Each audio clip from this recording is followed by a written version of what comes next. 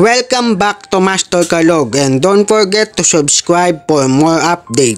Narito ang pahayag ni Senator Grace Poe na tama lang naman na zero budget ang PhilHealth dahil ito ay hindi naman kinakailangan pa dahil merong 600 billion reserba o hindi nagamit nung nakaraang taon. Kaya para sa kanila walang pagkukulang ang naging desisyon nila at hindi iyon labag sa konstitusyon ng Pilipinas. Pakinggan natin ang naging pahayag ni Senator Grace Poe at ni Coco Pimentel.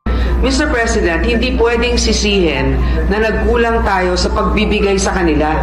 Kasi nga ang daming ang pera na nandyan. Hindi nila pinamimigay ang pera dun sa mga nangangailangan at tinuturuan din natin sila ng leksyon. Kinailangan pa ba natin na i-zero talaga si PhilHealth to free up 74 billion pesos, Mr. President? I know, Mr. President, that's also the question of many. And I've thought about this long and hard. And there's no denying that PhilHealth has a savings amount of 600 billion, Mr. President. And that's also the reason why initially the administration thought of it as a way also to augment certain short fundings that we had, for example, for health workers, etc. Hindi natin maintindihan ba't hindi nila ginagamit yung pera na nandun na meron sila na nakaimbak sa isang, ewan ko kung anong klaseng account yan, savings account, na ang kinikita ay mas mababa pa kesa sa inflation. Mr. President, hindi pwedeng sisihin na nagkulang tayo sa pagbibigay sa kanila. Kasi nga ang daming ang pera na nandyan. Hindi nila pinamimigay ang pera dun sa mga nangangailangan at tinuturuan din natin sila ng leksyon. Kung bigay ka ng bigay, nandun lang yung pera, hindi naman nagagamit.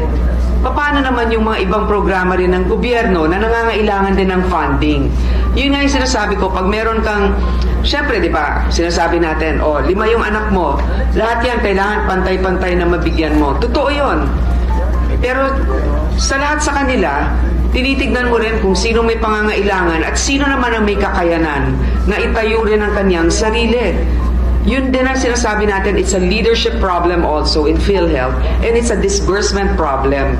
Gaya nga ng sinabi ni Senator Cynthia, ang problema din sa PhilHealth, hindi na natin alam kung ano ba talaga yung mga benepisyo natin. Wala tayong card na nagsasabi hanggang dito o ganyan ang maibibigay sa'yo. Ang tagal-tagal ng approval minsan.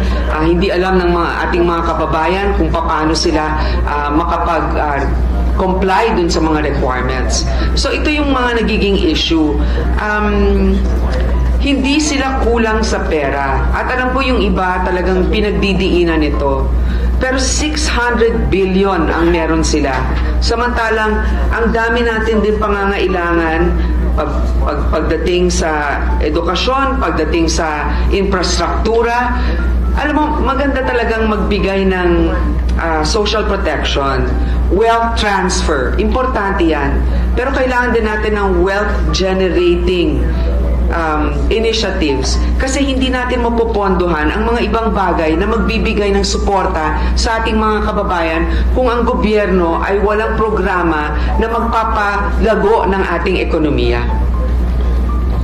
I'm reminded of the saying that health is wealth. But I don't think, Mr. President, that we can use funds meant for health so that we will justify this, that we will generate wealth for the nation. Mr. President, the budget of the DOH has increased from last year. So it may not have been an item, for example, in particular for PhilHealth. Pero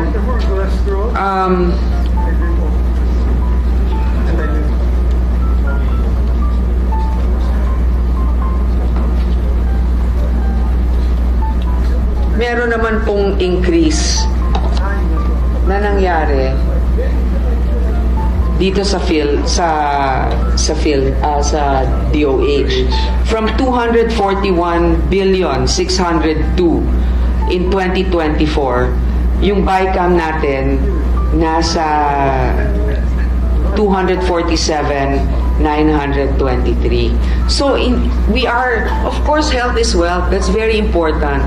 But also, health, the financial situation of our country, the economy, and wealth-generating initiatives are important so that we can support social protection initiatives such as the health sector.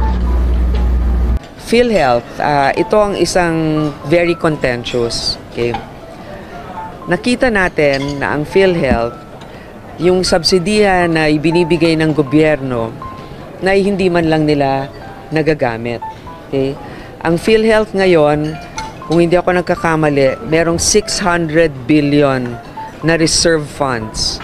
Nakadeposito lang yan sa ewan ko kung anong account nila nilalagay, but definitely kung anong kinikita niyan, mas maliit pa mas mababa pa sa inflation. So lugi pa yung gobyerno. So sa ngayon, ang PhilHealth ay hindi nabigyan ng budget sapagkat kailangan nilang gamitin muna yung kanilang reserve funds na kung nakikita ninyo, marami nang nagagalit dahil hindi nabibigyan ng tamang reimbursement. Hindi mabilis ang pagka-reimburse. Kung nakikita naman natin na ganong karami yung pera nila, kailangan gamitin nila yon dahil nasasayang lang. Anong ginagawa ba't nila iniimbak lang doon? Hindi nila ginagamit. So, doon sa mga sektor na talagang walang pondo, doon natin nilagay yung mga sobra naman sa iba na alam natin hindi nila kailangan. Sapagkat later on, di ba nakita na natin yung desisyon ng Supreme Court, sinabi nila hindi pwedeng, pag naibigay na sa kanila, hindi pwedeng ilipat kahit na merong mga crisis situation or pangangailangan sa ibang sektor. Okay. Subsidy wala? Zero ba? Zero budget. Hindi naman sila zero kasi meron silang pang-operating cost. Okay. So, yun lang sinasabi ko. Pero yung allotment na ibibigay sa kanila ngayon ay nilagay natin doon sa mga departamento na mas nangangailangan. Okay. Hindi na binigay. Program daw po Oo, yung unprogrammed funds natin, hindi katulad ng dati na maraming nalagay sa unprogrammed, ngayon mas mababa na. Ano special provision dun sa pagbabalik ng Transfer. savings ng GOCCs. yung mga GOCCs, yung mga savings nila na ibabalik? Ay, hindi na natin nilagay kasi nga nagkaroon na ng desisyon ng Korte Suprema. Okay. Ma'am, anong assurance po na yung AKAP di magagamit for the elections next year? Malinaw yung provision. Sa tingin ko mas mabuti nang kayo na mismo ang tumingin doon sa provision na ilalagay natin kasi hindi ko na mahirap na baka may maiwan ako na dapat kong nasabi ukol dito. Ma'am, Okay, sa thank OVP you. po, kaya po ba hindi na nag-increase dahil hindi na humingi ang OVP na increase? Well, unang-una, hindi naman sila informally or formally humingi na ng increase. Kung meron man nasasabi siguro sa inyo through the media, pero hanggang dun sa pagsabit namin ng committee report, wala pa namang hiniling. At kung nandun kayo nung ating pagdinig, committee hearing with the Vice President's office, sabi nila, we'll leave it to Congress. But kahit naman sinabi nila yon, siniguro pa rin natin dahil may mandato din ng Vice President. So, siniguro natin na may pagkakataon pa sila sa social services. Merong about 600 million na pwede nilang gamitin para doon. Para po sa inyong opinyon, ano ang masasabi po ninyo kaugnay sa kanilang mga pahayag? At tama ba ang naging desisyon nila na hindi pondohan ang universal healthcare ng ating bansa? At para din sa kanila ay hindi ito pagkukulang at hindi sila lumalabag sa batas ng Pilipinas.